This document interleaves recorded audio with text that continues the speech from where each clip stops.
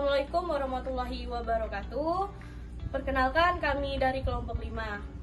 Tujuan kami membuat video ini, kami ingin membahas tentang materi pranata sosial. Tapi dalam pranata sosial itu ada banyak macam dan kelompok kami memilih pranata ekonomi. Sebelum kami membahas materi yang ingin kami bahaskan, izinkan kelompok kami memperkenalkan diri terlebih dahulu. Perkenalkan, nama saya Nabila Fariza Maharani. Perkenalkan, nama saya Habibah Fadila.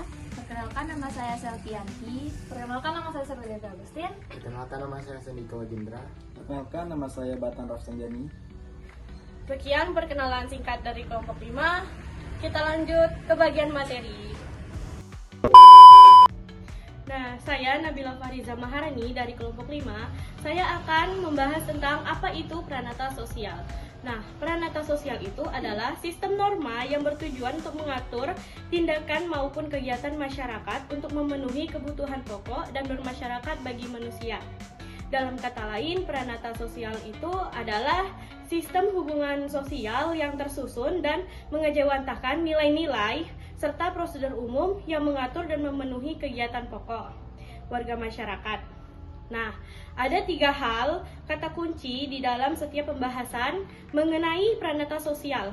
Pertama, nilai dan norma. Kedua, pola perilaku yang dibutuhkan atau yang disebut prosedur umum. Ketiga, sistem hubungan, yakni jaringan peran serta status yang menjadi wahana untuk melaksanakan perilaku sesuai dengan prosedur umum yang berlaku. Di sini saya akan menjelaskan apa itu pranata ekonomi. Menurut Surjono Sukanto, pranata ekonomi adalah tata cara dan aturan yang berhubungan dengan cara manusia memanfaatkan sumber daya alam dan tenaga kerja untuk memenuhi kebutuhan kehidupan. Dan lalu menurut Kojaraningrat, yaitu merupakan sistem norma yang berfungsi mengatur perilaku ekonomi manusia agar dapat mempertahankan hidup dan kesejahteraan masyarakat. Hai, perkenalkan, nama saya Sarwadita Agustin. Di sini saya akan menjelaskan tentang dinamika pranata ekonomi. Nah, dinamika pranata ekonomi adalah perubahan dan perkembangan dalam sistem, aturan, serta lembaga ekonomi yang mengatur kegiatan produksi, distribusi, dan konsumsi barang atau jasa di masyarakat. Perubahan ini terjadi karena adanya pengaruh dari perkembangan teknologi, globalisasi, kebijakan pemerintah, serta perubahan sosial dan budaya masyarakat. Assalamualaikum warahmatullahi wabarakatuh. Perkenalkan, nama saya Batan Rafsanjani. Di sini saya ingin menjelaskan manfaat pranata ekonomi. Pranata ekonomi bermanfaat untuk mengatur aktivitas perekonomian manusia dalam hal mata pencarian hidup, mulai dari produksi, distribusi, dan konsumsi agar tidak terjadinya penyimpangan. Pranata ekonomi ada dan diadakan oleh masyarakat dalam rangka mengatur dan membatasi perilaku ekonomi masyarakat agar dapat tercapai keteraturan dan keadilan dalam perekonomian masyarakat. Terima kasih. Saya Selvianti. Di sini saya akan menjelaskan dampak positif dan dampak negatif, di mana dampak positif dibagi menjadi 5. Yang pertama, meningkatkan kesejahteraan masyarakat. Yang kedua, mendorong inovasi dan produktivitas.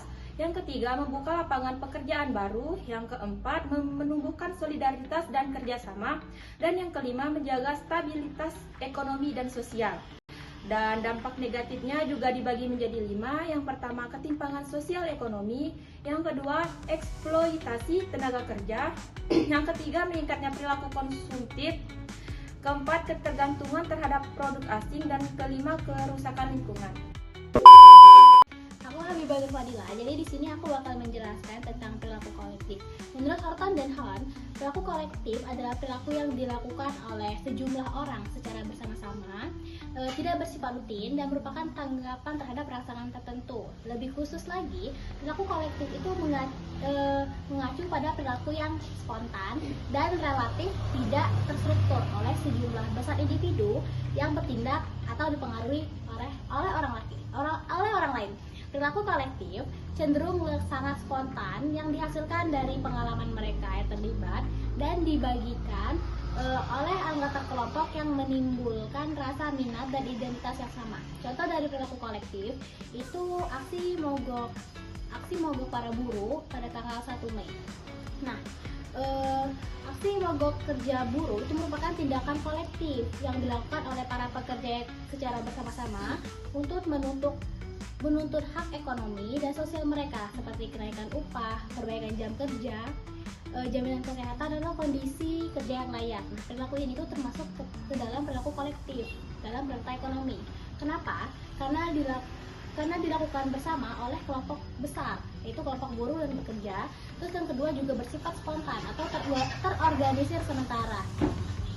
Nah, bertujuan untuk memberikan tekanan sosial dan ekonomi kepada perusahaan atau pemerintah agar memenuhi tuntutan mereka. Dalam rantai ekonomi, aksi mogok kerja menunjukkan adanya ketegangan dalam hubungan industrial antara pekerja dan pengusaha yang menjadi bagian penting dari sistem ekonomi modern. A few minutes later. Nah, sekian penjelasan materi dari kelompok 5. Kami pamit undur diri. Wassalamualaikum warahmatullahi wabarakatuh.